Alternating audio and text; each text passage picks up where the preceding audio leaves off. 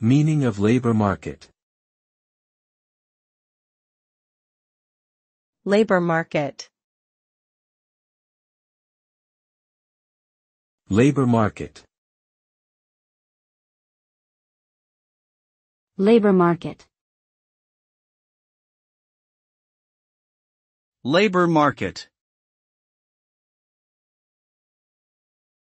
The term labor market refers to the market in which workers and employers interact to exchange labor services for wages and salaries. It is where individuals who are seeking employment can find job opportunities, and where employers can hire individuals with the skills and qualifications that match their needs.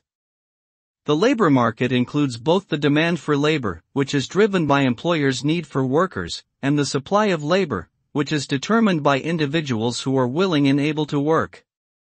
Factors such as economic conditions, technological advancements, and government policies can all affect the dynamics of the labor market.